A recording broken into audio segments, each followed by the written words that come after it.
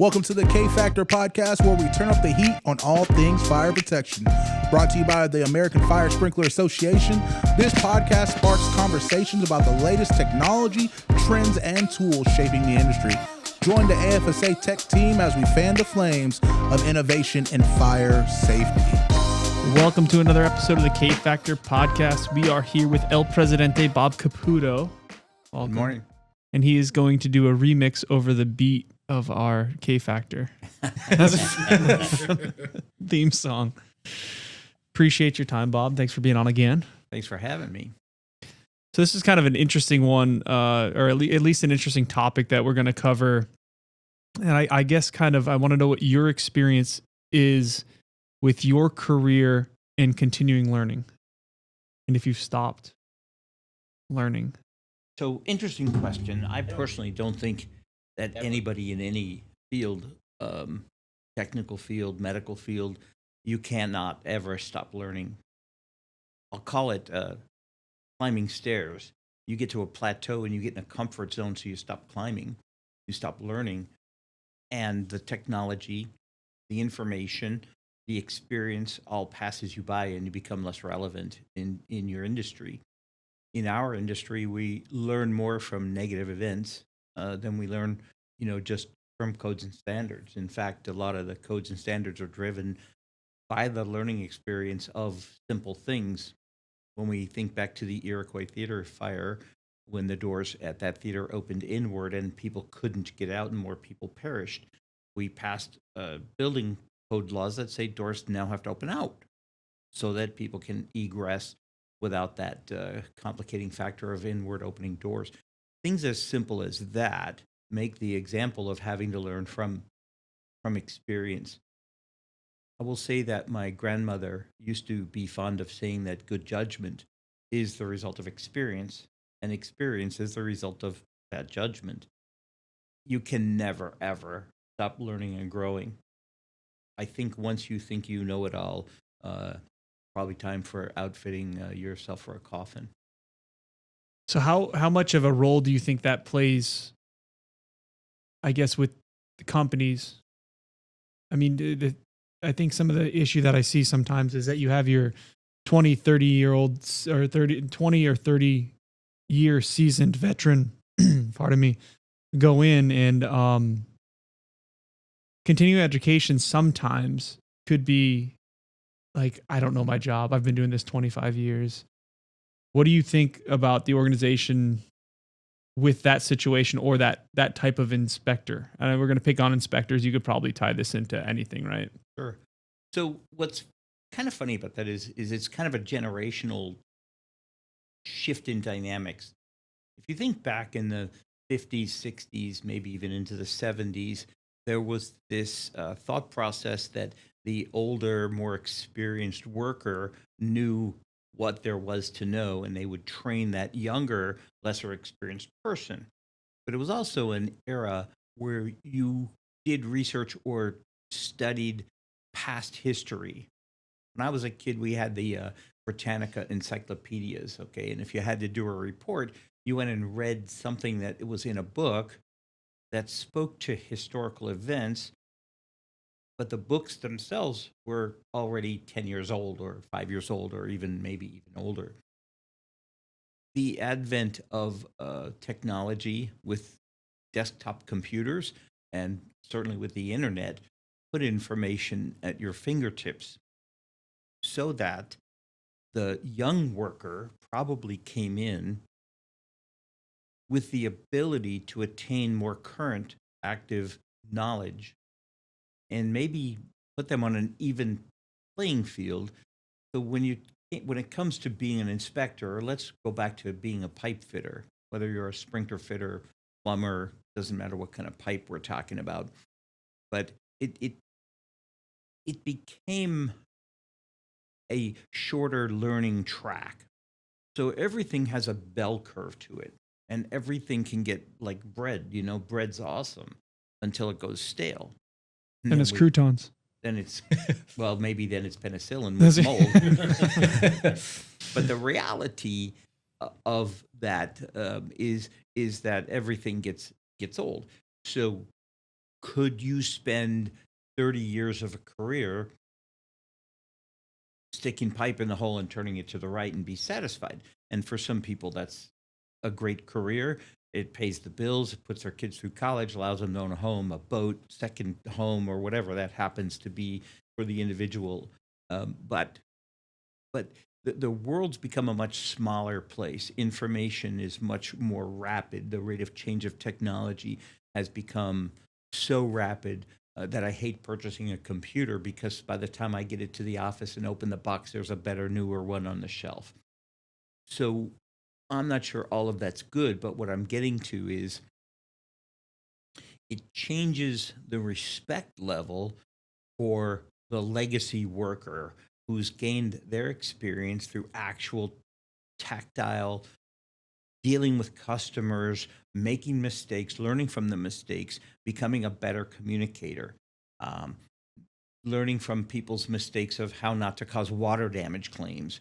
Not opening a valve and washing out somebody's brand new pine straw or bark chips that they just did a beautification project around their building. Or exit corridor.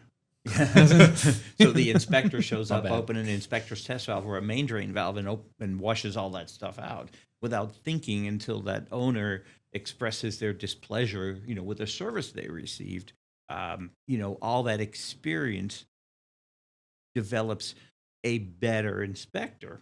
So the new learner might come into the job and know the technical aspects, but not the visceral aspects of the job, that, what it feels like. And how do I avoid pulling a live sprinkler head or whatever those factors might be that come back to good judgments, the result of experience. And I think a new learner does have at their fingertips a lot of technical information, but they're not as seasoned as that person who's got 10, 15, 20 years on the job learning from experience. So, Bob, you mentioned this bell curve, right? And so, very early on in your career, you're very early in that bell curve, and your growth of learning is fairly steep. You're gaining a lot of knowledge fairly quickly, right? You're learning the technical aspect, you're learning the soft skills, you're learning all of the intangibles that you potentially can't get out of a book, right? But at some point, you become fairly proficient. You're kind of hitting your stride in your career. You're probably near the top of that bell curve. At some point, you're going to start going down that backside of the bell curve where you have a lot of the technical knowledge, the technical know-how. You've gained a lot of those soft skills, interacting with people. You've developed through experience kind of the things you should and shouldn't do. But there's still the need for that person at that point in their career to continue learning. But coming down the backside of that bell curve becomes increasingly more difficult. So for them to continue learning, it's not as simple as I'm going to go sit through a 1-hour continuing education seminar, because a lot of the material may be repetitive. They may already know. So what would you say to the people that are at that point where they're having that extra struggle to gain those extra knowledge nuggets? What advice do you have for them to kind of continue developing in their career and not kind of stagnate thinking, hey, I've got it all, every seminar I go to, it's mostly repetitive? Right. What's So your advice there? a lot of people do show up for seminars because they need CEUs. I present a lot of seminars, both for AFSA and NFPA, and I start by telling people that if you are only here for CEUs and you don't care what I have to say, then please don't snore. Um, the important excuse me thing to understand about our industry, and let's talk specifically about inspection, testing, and maintenance, because I really like to focus this conversation on inspection, testing, and maintenance issues I think are critically important. So first of all, I think it's human nature to get complacent with repetitive tasks. So one of the jobs of leadership really is to continue to motivate people so that it doesn't become mundane or disinteresting, or that people don't want to continue to learn.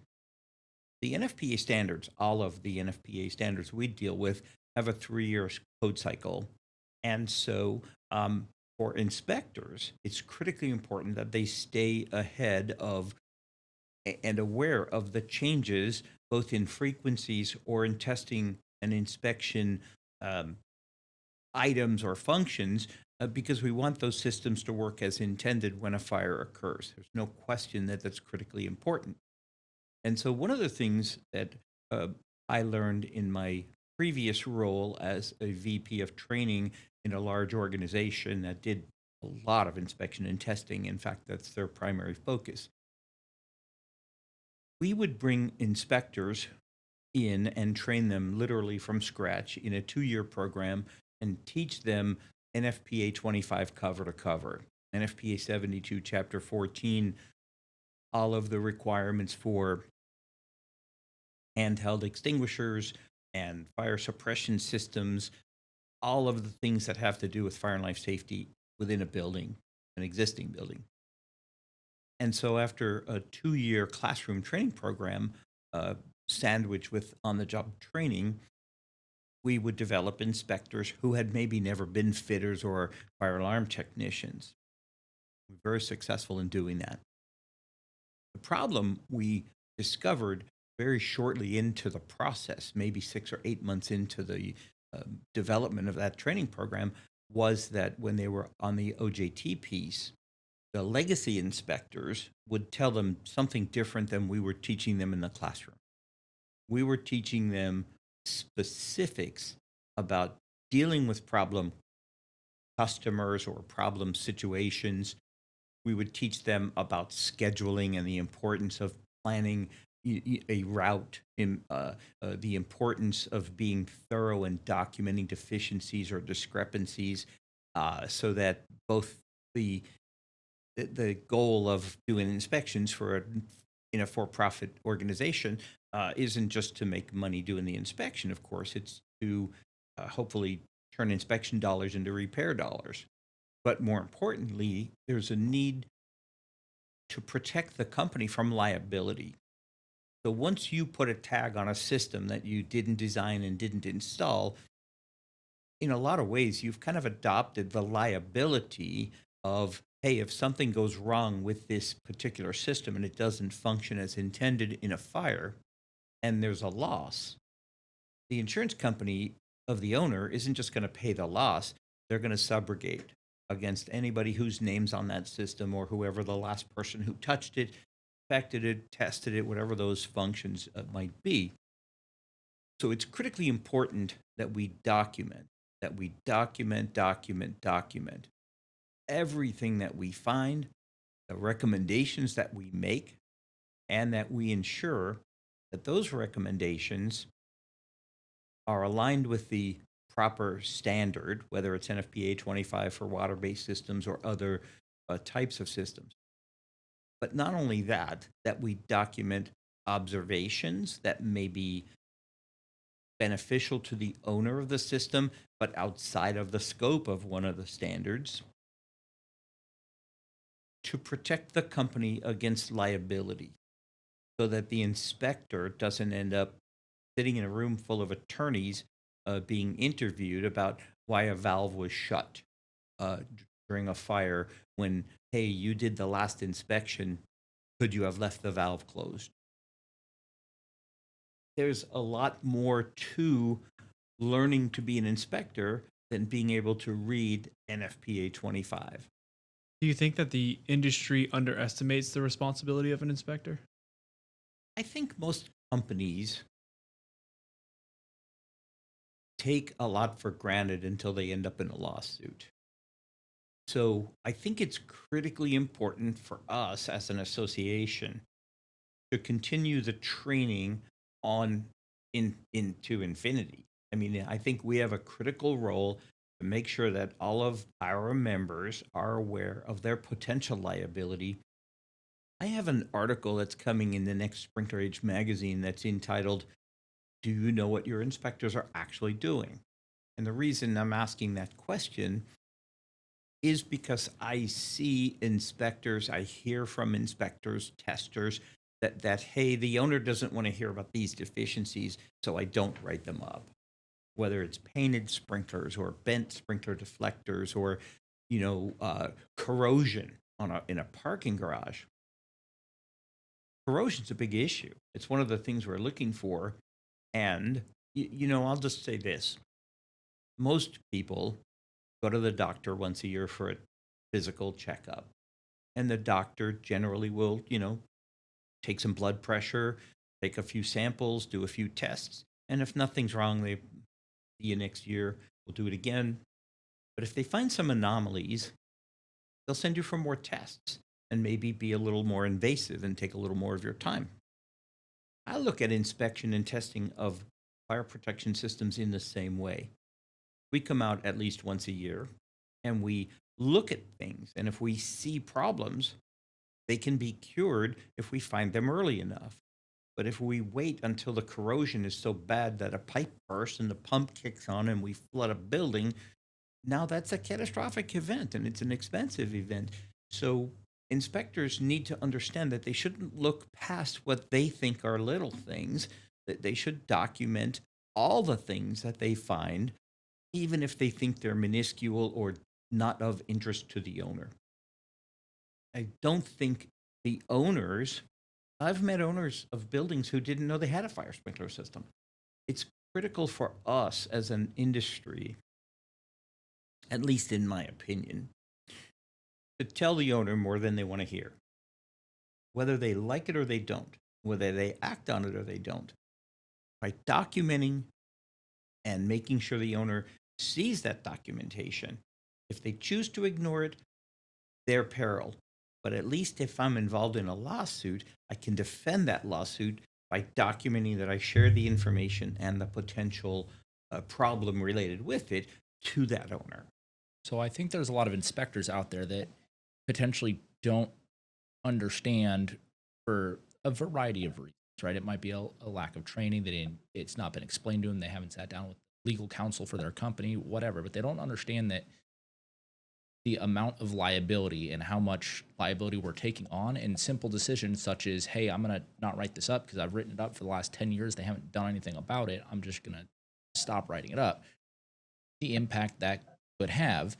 But I also feel like there has been, outside of the formal discussions we have in the classroom, I don't know if it comes up enough. So where would you point somebody to go educate themselves on the liabilities and how that kind of shifts and what liabilities they're potentially taking on or not taking on, depending on the decisions they make, other than getting themselves in a lawsuit, sitting down in a room full of lawyers and having a really unfun day? Yeah. So The oh crap thought. Yeah. So what's interesting, I think, about that is it has to be painful to be impactful in the learning experience. So I'm really fond of, well, I think the problem, the heart of the problem, the root of the problem is that traditionally in our industry, we've taken pipe fitters and told them to go inspect something. Hey, if you put it in, you must know how to do the inspection. And I think that's predominantly wrong because, and especially because inspection and testing is a specialty thing. And I don't believe that a fitter who knows how to install something knows how to test and inspect it. And I'll use as an example, I drive an F-150. Ford Motor is not I'm paying sorry. me. Well, Ford Motor's not paying me for this plug, but I'm going to say this. We could use a sponsorship though. There's an assembly plant where they built my F-150, which, by the way, Josh, is the most purchased pickup truck in America. For fraternity kids. Pretty sure it's also the most stolen, but That could be as well. But regardless, when they manufacture that truck or any other truck or any other vehicle for that matter, there's an assembly line. And people work on the assembly line. And the guy who put the quarter panels or the bed on my truck isn't qualified to be my mechanic. I'm not going to take, because you participated in building the vehicle doesn't make you qualified to service the vehicle. And so I think one of the things our industry has to come to grips with is the fact that inspection and testing technicians are special. They need to be trained, and it's a great job for an aging out fitter who isn't needing to be up on a lift with heavy materials well into their 60s. And there's a good basis of understanding of systems there, and I think that's very, very helpful.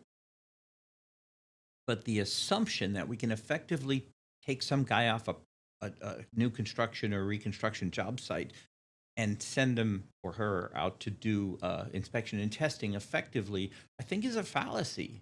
And I think the companies really need to come to grips with the fact that this is a separate job description with a separate culture to it, a mentality to it, an interest level for it. And when we get to that point, then I think we're going to have people who understand their need to continue learning, growing, learning from, continue reading and hearing about claim issues or problem issues so that they can be aware of current technology, current needs, current experiences, and learn from other people's mistakes. I don't think it's a sprinter fitter's job. And I think that's one of the big changes in our industry, excuse me, has been a movement for a lot of companies away from new construction, non-recurring revenue streams into recurring revenue streams. That is, in fact, the inspection and testing world. And I think that's a dynamic shift that we've seen occur really over the last 10 and 15 years of our industry. And with that has to come this new person, this new job title, this new job description. And so I think all of this is part and parcel of getting to a professional inspector and tester who maybe never was a pipe fitter, never was a sprinkler fitter, never was a fire alarm technician. One of the things that used to frustrate me with fire alarm inspections is I'd send somebody out to do what we thought might have been a 4-hour inspection in a building, and they'd show up and they were an alarm technician, and they'd show up and there'd be ground faults or problems in the panel, and they'd spend the first hour or two trying to fix those so they could go ahead and do the test of the system. Well, honestly, that's not their job. I sent them to do, or we sent them to do this test and inspect, not to do the repair. What they should have done was call the office and said, I can't test this system today. A technician needs to come out under a different separate work order and fix the problems in the panel so that we can then do what we were contracted to do. Instead, they would waste 2 hours or more of the inspection, and then you try to sell that back to the owner after the fact, and there's a lot of confusion. So I just think it's a job specialty, and when the industry gets to that point where it's respected and different, then I think we'll be better off. And I think your question, Eric, I think how do we get them to continue to learn and continue to grow? I think that when it becomes a more special job title and job description, those people will have been indoctrinated to understand that this is a constant growth, constant learning, constant cycling event. I'm going to say something kind of controversial, which I guess I always do. Anyways, Let's say this is par for the course. Is also the most experienced people that you have in the industry aren't necessarily the best trainers. And I think something that you've brought up, and it's come up a couple times in this discussion, is that piece of liability in the soft skills. If you're only, since I sat in, let's say I've been on the job for 30 years, and since I sat in on AFSA's updates to NFPA 25, and I go out and teach that, that's a small portion of, the technical aspect, sure, but the technical aspect of NFPA 25 is probably 25% of your job. When we start thinking about documentation, customer service, trying to stem, how do I convince the owner of the important things to get done on the work orders? I'm not saying that experienced inspectors can't be good trainers, but I am saying that not all experienced inspectors are good trainers. That's not controversial. That's just fact. Yeah. But that's one of the reasons why I continually tell our members that they should be using our training programs more so than hoping that they can clone people by putting new people with older experienced people, is that in our training programs, we emphasize all those things. You send us somebody, we send them back better, not because we taught them what's in NFPA 25. NFPA 25 is like 65, 69 pages if you don't count the annex material. 67. Okay, No, I'm so just kidding. so if that's all there was to training, then hand them a book and tell them to go read it. Yeah. I mean, I can read it to them. I could do books on tape, and they could hear my ugly voice. Please don't. Please don't.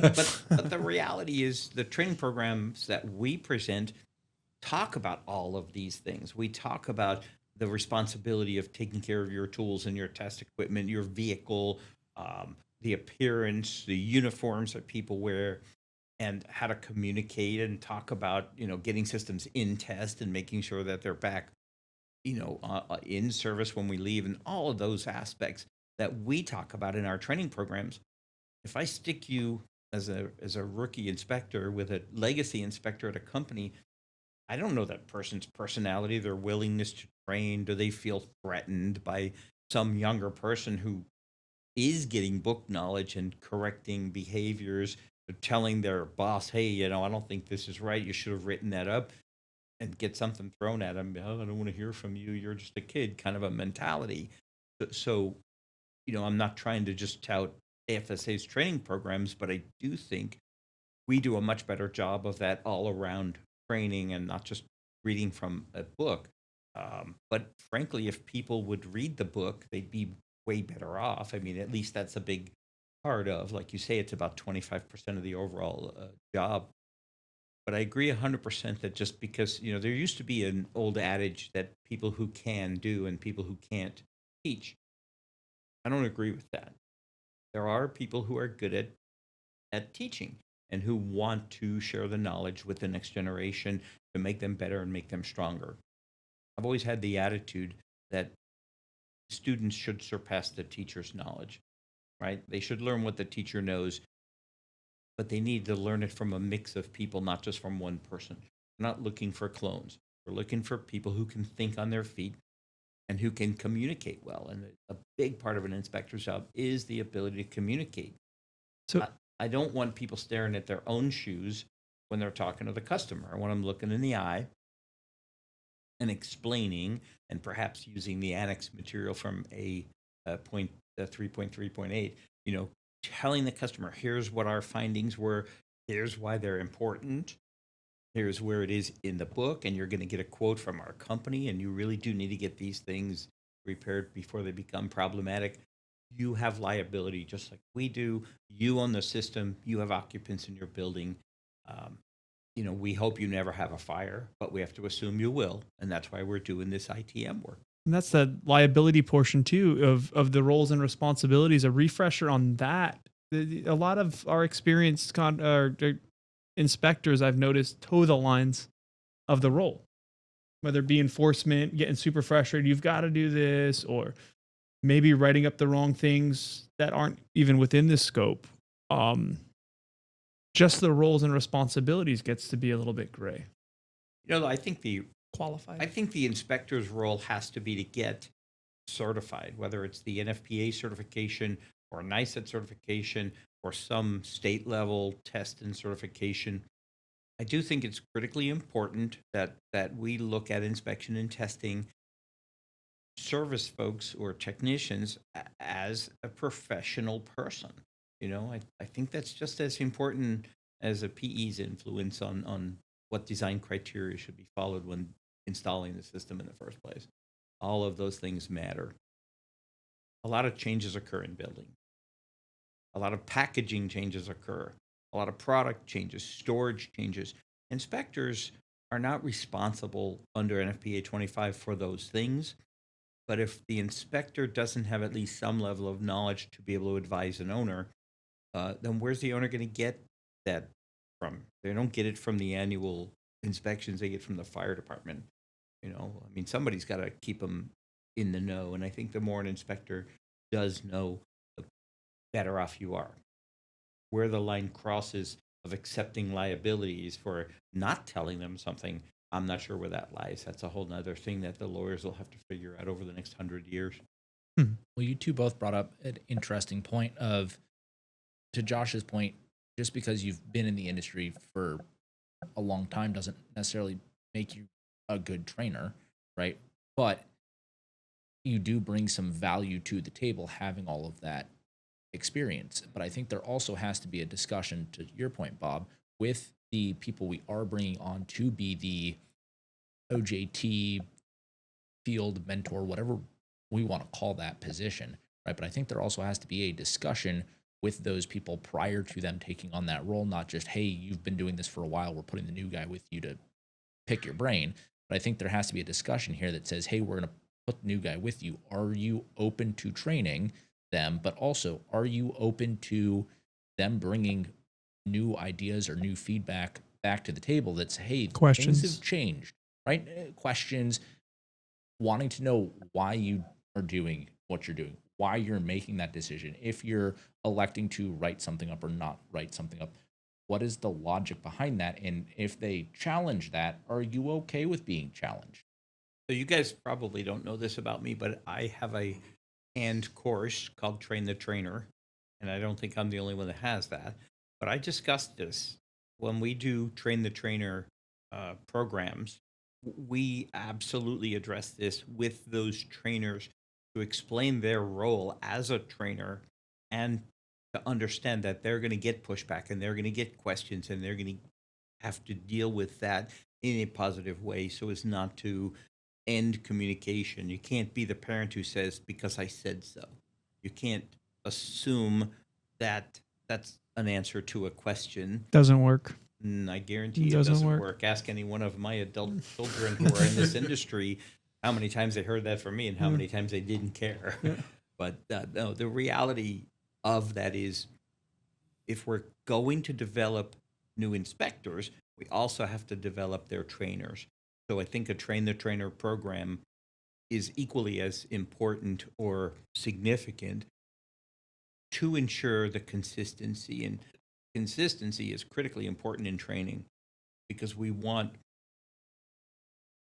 maybe not clones, but we want people to understand the role. You can have different approaches to the role, but you have to understand the role and the importance of it. How do you honor the experience and still push for that?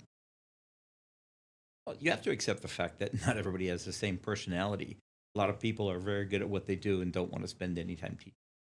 Okay, you come across different personalities, and frankly, you can't have an instructor or a mentor who's disinterested in passing knowledge along.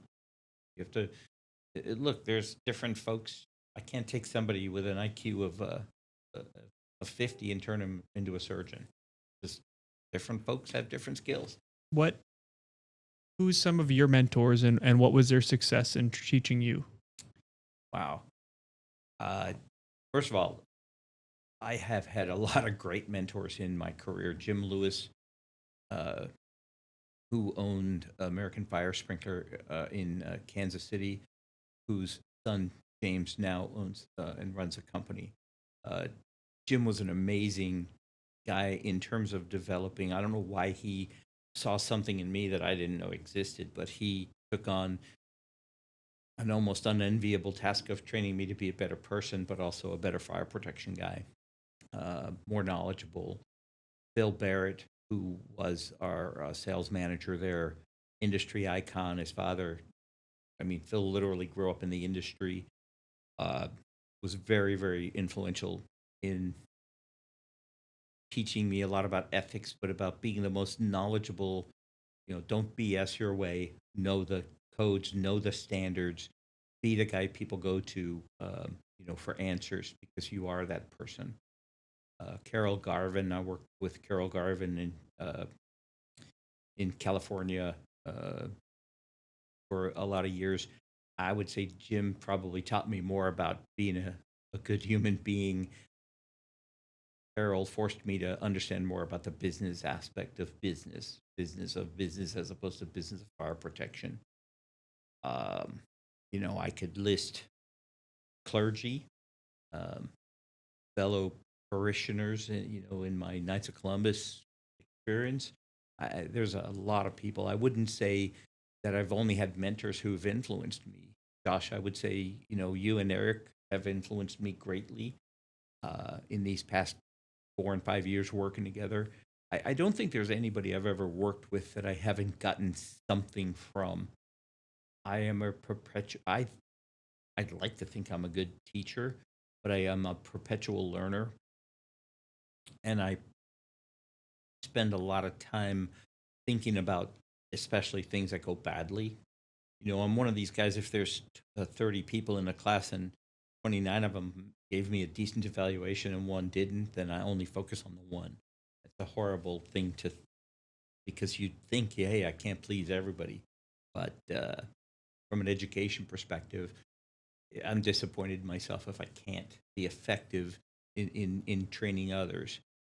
It's a gift that I've been given from those mentors and those people I've had the privilege of working with and for, and something that I try to share, very honestly. It's really important to me. So I appreciate that question. I can tell you that I'm very, very appreciative. Wouldn't be where I am today if I didn't have those folks influencing me. But I'll also take a little bit of credit, and I'll credit my grandparents as much as anybody for the fact uh, that I take responsibility to be a person who's doing my job, who shows up and is interested. And I think this is an awesome industry. I love what we do. The fact that we save lives and property is not a bumper sticker; it's a fact, and what we do matters. And I've always appreciated being a career where what you do makes a difference in the world. I think we've concentrated a bunch on the experienced person, and you talked about a little bit of a generational gap, and I think our generation, Eric, is probably started this trend. But what you're noticing with the younger people coming in, since there's so much information at their disposal, and they recognize experience, and they recognize, I remember the first time that we got to teach them, Bob Caputo's coming in, right? There's a lot of knowledge. There's a big base. You want to impress that. Sometimes you're afraid to ask the why because you don't want that experienced person who's kind of sought after within the organization or the industry to have a negative connotation. And we've got to change that. Like, ruffling feathers with good intent is okay.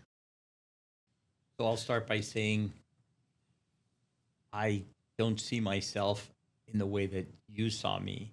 I don't see myself as, oh my God, I'm going to teach with Bob Caputo. I don't think that should matter.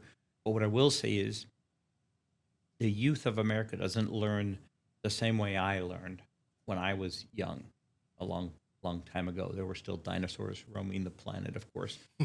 But the reality is if your goal is to be an effective teacher and not seek legacy like, oh my God, Bob Caputo, or oh my God, Russ Levitt, or pick a name, Bill Koffel, all great instructors, all effective. We've touched a lot of people, and it's an honor, literally an honor, to be not only thought of that way. That's not the issue for me.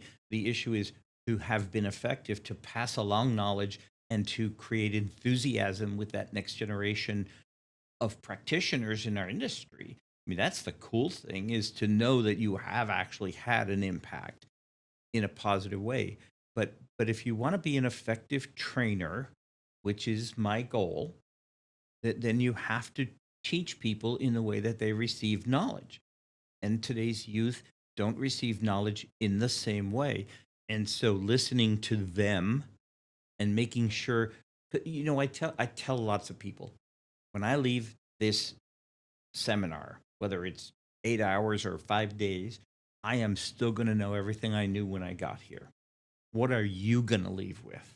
What are you going to know? The more questions you ask and the more challenging you are to me, the more you will draw from me. And the less it's about putting up slides and PowerPoint presentations and reading from slides or looking at pictures, or all that's BS. All that is not how you learn. Our industry, any industry, needs to stay ahead of making sure that those, and I'm hesitant to call them students. I prefer to call them participants. I'm still a student. I'm still learning every single day.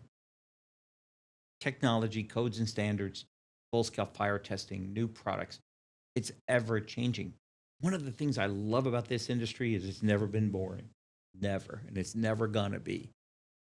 Well, one of the things that I want to say to potentially those newer inspectors out there who maybe are more afraid to ask those questions is that when I transitioned into starting to teach instead of being on the learning end, when I started to transition into a teaching role, and that's been a slow transition over the career as it is with a lot of people, right? As you gain that knowledge, it's, oh, hey, you start training this person, you start to develop that skill.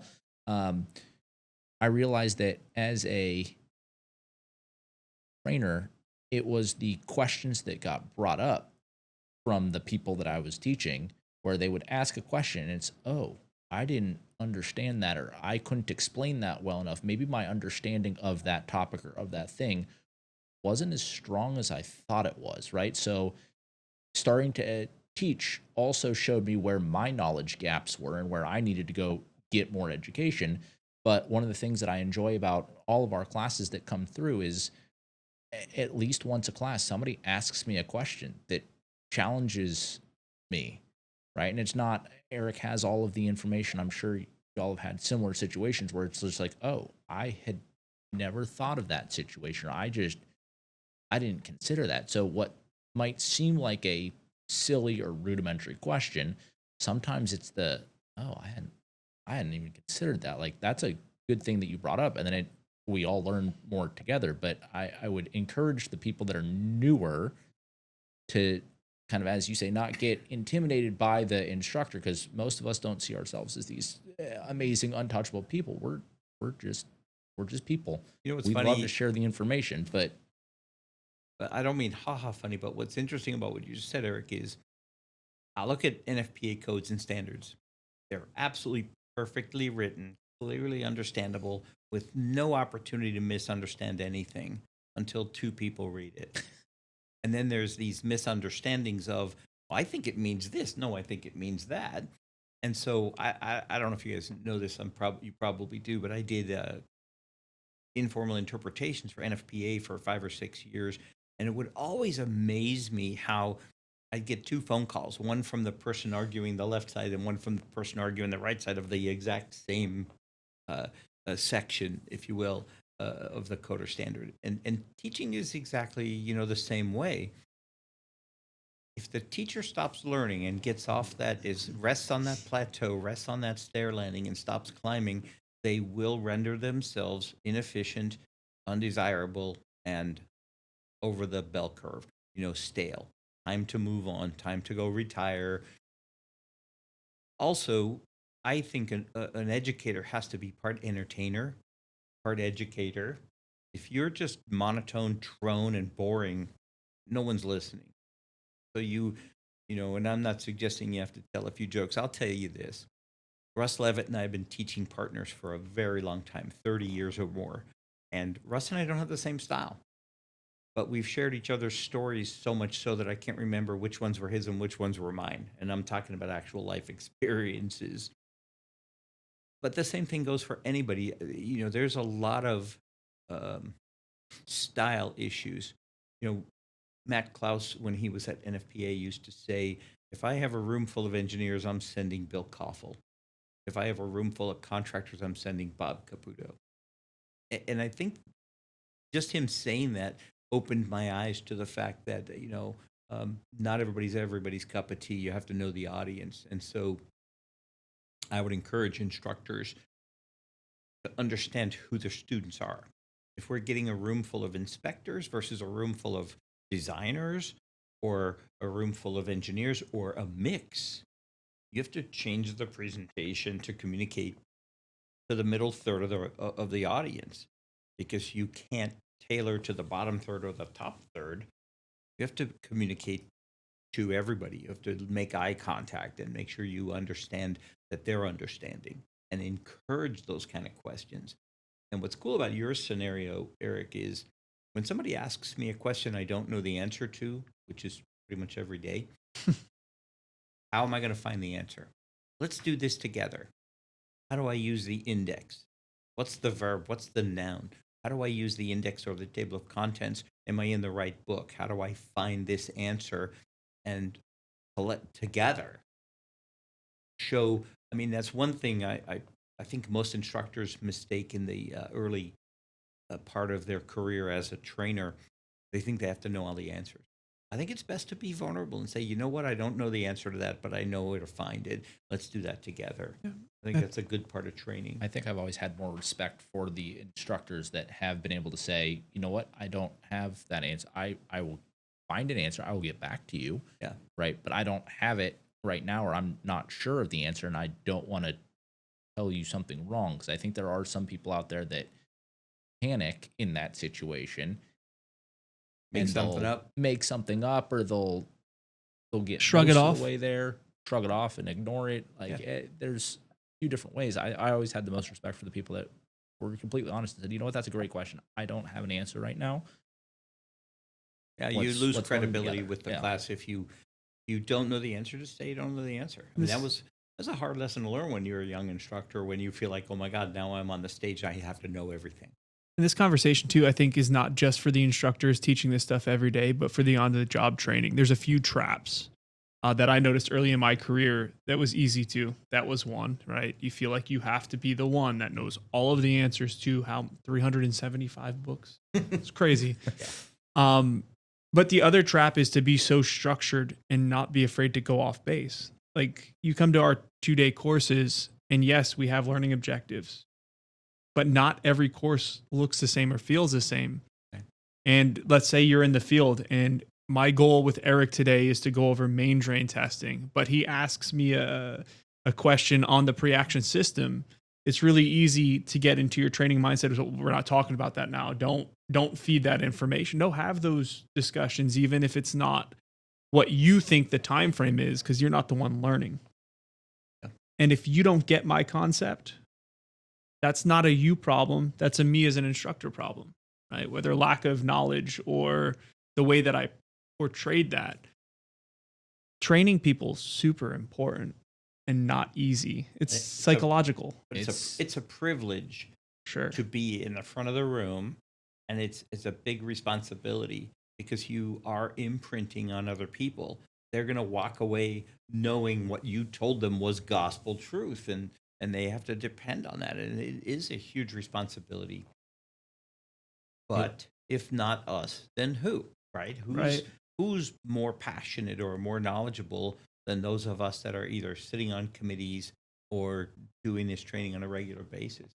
It was significantly more difficult than I had ever anticipated when I first started training, and it still feels that way some days currently, right? Sure, you theoretically know the information, but taking that theoretical understanding and being able to break it down into a way that is digestible for other people, because unfortunately we don't all process information the same way, going back to our earlier conversation.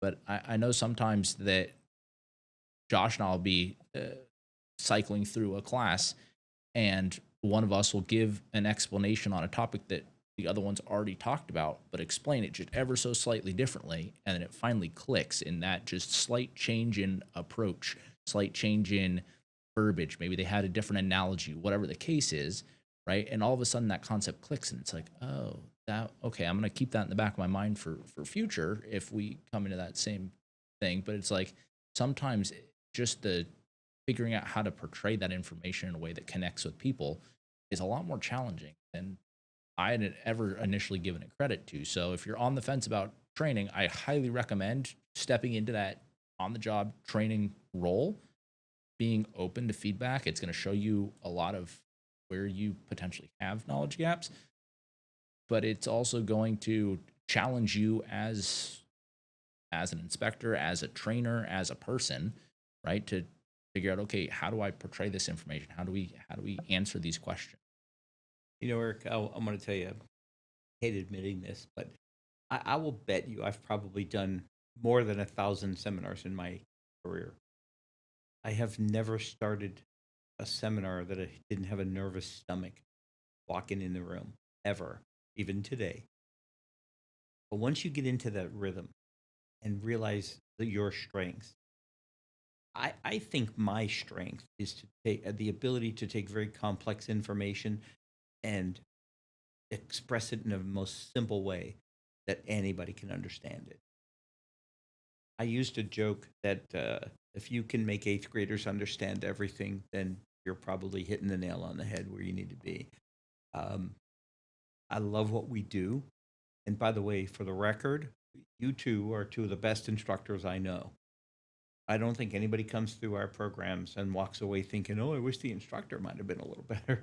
You guys are awesome at what you do.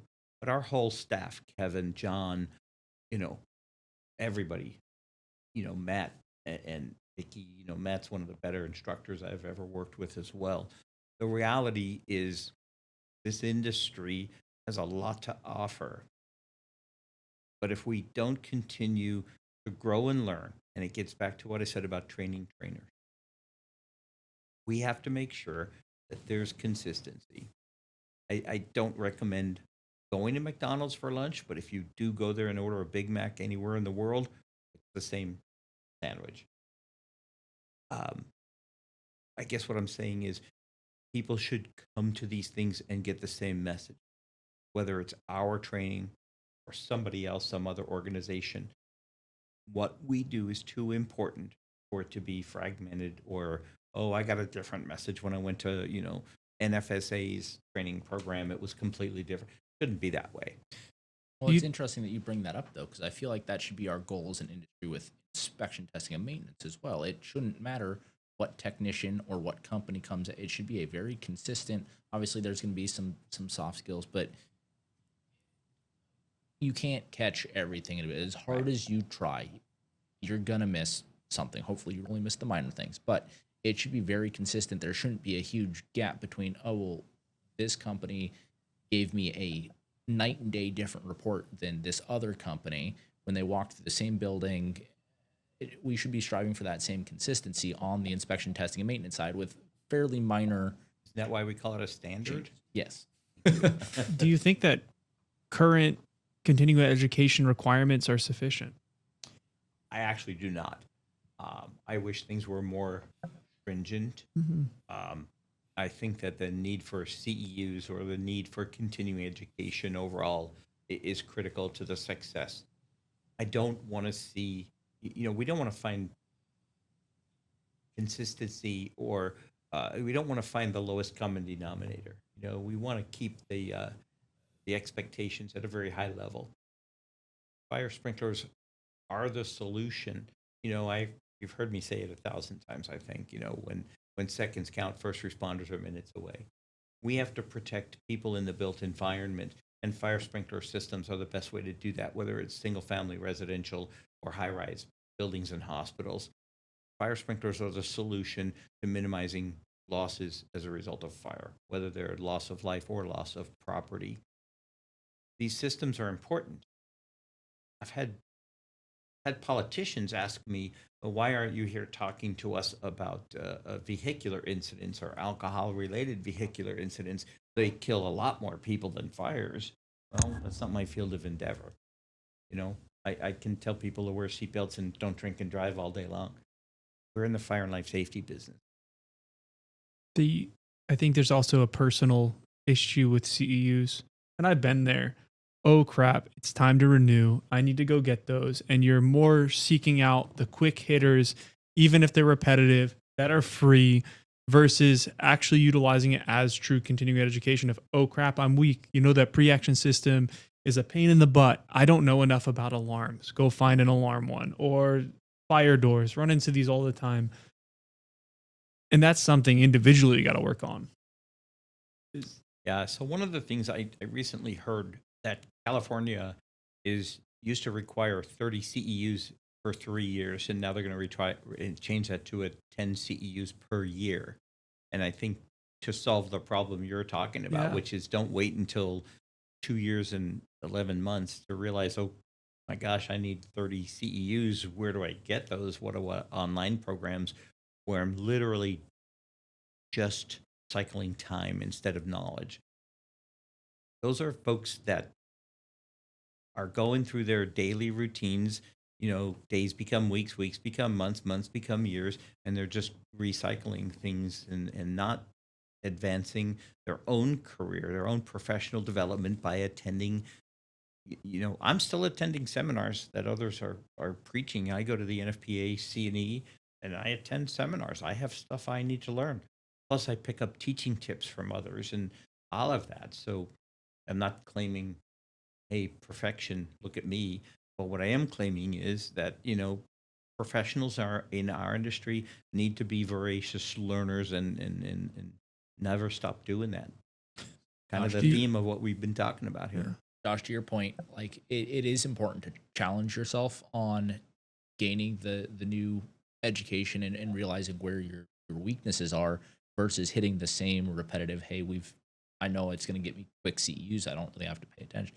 Going and getting that challenge. But the other challenge is we need to be advocating on the personal side, going to our company saying, hey, I need time to go get this training. And then on the company side, we need to make sure that we're providing those opportunities for our employees to go get those trainings.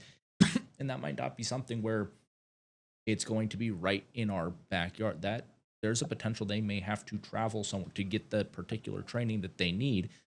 Getting that training helps everybody because it helps build that skill set. It helps build the knowledge and limit the liability and do all of the things. But I feel like that is one of the other big challenges that our industry faces is we're so afraid to pull the people out of the field because that's making our revenue stream. That's helping us hit our numbers. But without hitting the CEUs and growing the knowledge base and the skill base, we're holding ourselves back or our people back from developing into better inspectors. So I think that's another balancing act that we probably need to address as an industry. And I don't know what the best approach there is, but. Well, I think you hit on something really important. I think there's no university out there that doesn't offer distance learning opportunities now. And frankly, I was a distance learner. A lot of my college credits came through distance learning from a variety of different schools. I think COVID taught us that we don't have to show up in person for every meeting or everything, that we can do Zoom or Teams calls and things of that nature. So, I've been an NFPA instructor for a long time, and during COVID, instead of sending me overseas, although they did that on a few occasions, more importantly, they would have me teach some of the coursework virtual. So I'd be here in the States, and folks would be on the other end seeing me on a computer screen. That was a really difficult transition for me because I'm used to being in the room, seeing people's reactions, seeing who's paying attention. If I see somebody nodding off in the afternoon, I go stand next to them and talk a little louder and get them back to focus. It's difficult for people who aren't used to being in a classroom all day, listening to somebody on, let's just face it. I mean, codes and standards aren't the most exciting thing to keep you awake. You're not going to a movie theater on a Friday night to watch somebody talk about codes and standards. You need a little more action. You should, yeah, of course. But We'll probably be there. Let's just say if you need a good nap on a Sunday afternoon, watching golf in slow motion or reading codes and standards will probably get you there. But the reality was, it was a transition for me to figure out how to keep people engaged when teaching a subject matter virtually. And I also think that's a big part of our future. You talked about, pulling people offline and getting them to travel. Well, for us, I encourage a lot of our members to say, hey, we can send you one instructor to be at your facility for 2 days teaching your people or presenting material to your people, as opposed to you sending them 30 of them here and paying 30 travel expenses and hotels and meals and all that. So we do need to be available, portable, and use all the tools in the toolbox, including virtual training. And that's one of those things that I think a person who's comfortable doing live training, it's tough to stand in a room in front of a computer. And so what I try to do is I try to stand up in the office in front of that camera and imagining that I'm standing in front of a room full of people, because I am. I'm just doing it on a screen. But tough to do that. So interesting that you would bring that piece up because it does conjure some thoughts of how much I dislike doing virtual training. We have these discussions too about training. I mean, this is a second or third time that you've been on this podcast and we've talked about training in general. I mean, but to see the importance of this topic, I think if we look at the codes and standards specifically, we look at qualified personnel from when I started in the industry, from when you started. This is a discussion every single code cycle, right? And we look at 25, it's a competent and capable individual having met the requirements for training in a given field acceptable to the HJ. And if you pull up the annex, I'm sure that we've seen changes. So industry-wide, yeah, another pointer. Fantastic. I think it might be in chapter 4. Industry-wide, this is a discussion every single committee meeting. Right. Well, it's not only an interesting topic, who's qualified, what makes you qualified, but there's other shifts in our industry as well. You know, back when I got into the code making process, the manufacturers and suppliers didn't have seats on committees, and now they do. And so I can get CEUs from the manufacturers and suppliers who don't charge for that because they're knowledgeable and they have new technology and new products. And, you know, when I came into the industry, there weren't that many kinds of sprinklers. There were uprights and pendants and sidewalls. Perforated pipe. And, well, not quite perforated pipe. But you know why they call them fire plugs. But the reality was the number and types of sprinklers that we have available to us today are vastly greater. And it's tough for a designer. You know, we've been focusing a lot of our attention today in this discussion on inspection and testing. But for a designer to keep pace with the opportunities to use different technology, different types of sprinklers, whether CMSA, CMDA, you know, when I came into this industry, the gold standard was a standard spray sprinkler. And today, you know, that's just not the case anymore. If you're doing a design of any kind of a distribution center or warehousing or whatever, you're going to have to look at a variety of manufacturers to find the best application based on the height and the commodity and all of those things. It's tough to stay ahead of all of the data that's out there because it is so rapidly changing and fast moving. So you know, even though we focused a lot on inspection and testing in this conversation today, it's a daunting task to stay ahead of technology here. So to wrap, you mentioned the designer part though, but I feel like that is one of the discussions that we have a lot with designers is you get fairly comfortable using a certain suite of products because that's, you know, usually what the last spec one who took you to dinner or what spec, right? But that's not the best application for every situation. So half of the challenge is just staying up with the new technology because the rate of new technology coming out is, at least it feels like it's intensified significantly over the last certainly couple decades. faster than the codes can keep up with in 3-year code cycles. Right. So now we're starting to design to things that we don't have a good full picture of yet, and different manufacturers are coming out with different products all the time. So half the challenge there is just staying up with what's available. Well, the cool thing there is, you know, we're limited on I almost said the word storage. I didn't mean that. We're limited on testing because we're limited on the facilities and how tall are the test facilities that you can do full scale testing. Cool thing is, I think with the data points that are known, AI is going to help our industry in the future to develop without having to build a 200-foot tall test facility. I'm being facetious, but the reality is I do think AI will be beneficial, not just in medical exploration, things of that nature, but I do think it'll be helpful in predicting more than just fire modeling programs that we see today, and we'll have better solutions, maybe more cost-effective solutions. You know, we're looking at a big influence right now of data storage, the data facilities, and the amount of electricity and energy needed for all of that. And that's a big change for us because I don't think we really know how to protect that stuff yet. And I think there's more of a fire suppression need with these batteries than a fire control issue with cooling those batteries. And you know, I've said it to you guys before. I think water mist is going to become a lot more pervasive in maybe those types of facilities in the future. We might see that technology being a better solution in the fire suppression thought process. I do think AI, those are the kind of things I'm looking forward to maybe still being around to see AI's influence on our industry. Wrap this up. I've got two questions. One's fairly detailed. The other one's a quick lob to wrap it up. One is, what role should AFSA play in setting or raising this technical bar nationally or internationally, really? So long and short answer is AFSA is the industry leader in training and education. We've far and away surpassed, in my opinion, any other group in that arena.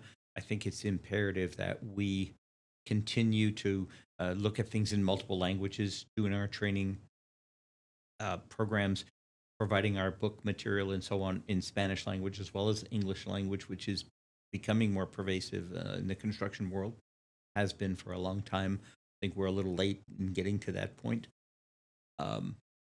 We are reaching out to Central and South America in conjunction with IFSA and some others.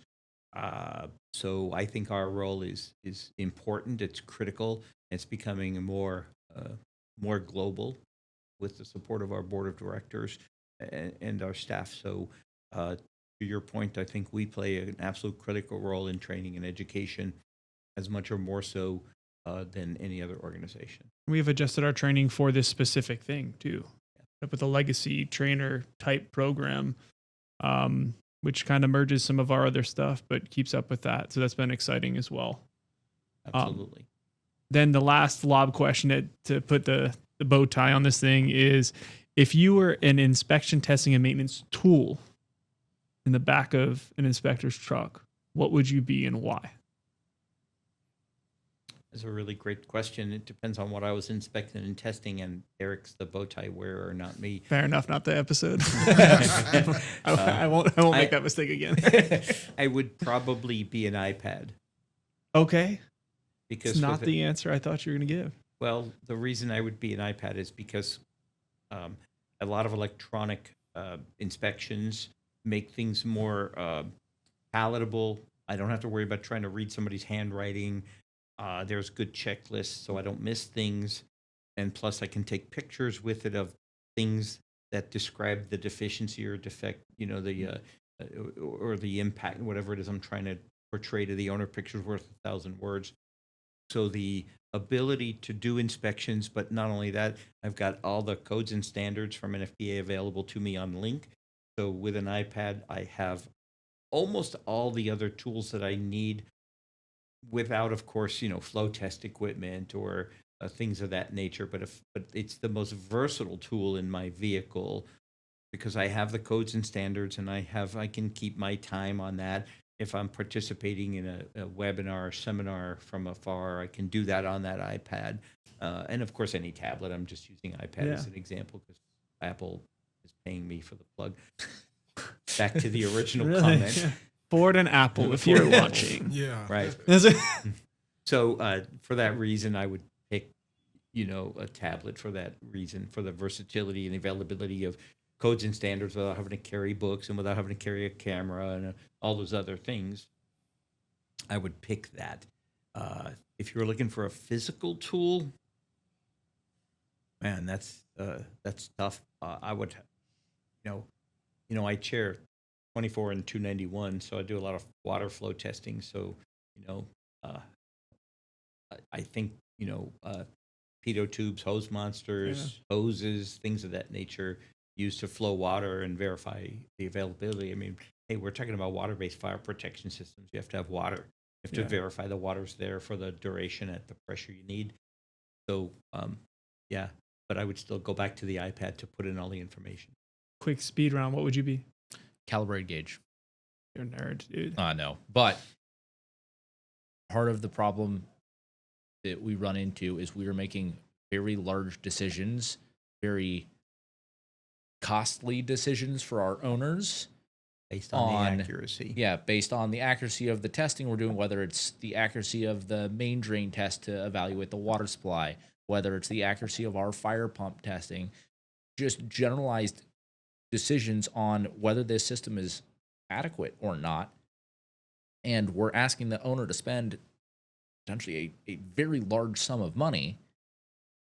And if we're making these big decisions off of bad, inaccurate data because we didn't take the time to make sure our gauge was calibrated and we'd got a good reading, right? Like that just, it irritates me that we're making these giant decisions off of questionable data. So I'd be a calibrated gauge because I want to try to drive us into more informed, educated decisions and the knowledge behind why those are important and what that leads to. And keep your ear out. How do you put a bow tie on a gauge? We'll figure it out. Teflon bow tie. We have a episode coming. We're actually recording it tomorrow with somebody whose job prior to getting to fire protection was calibration and accuracy. So super excited. So keep your ear out for that. I'm going to make it light. I would be a tachometer because I go from 0 to 100 real quick, but not as in depth or nerdy. Really appreciate you being on.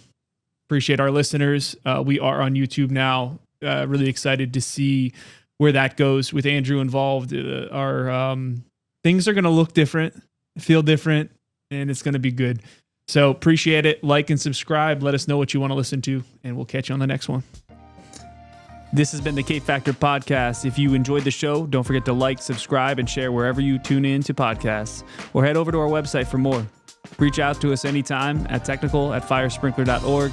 Stay safe and always learn as we keep the fire protection conversation going.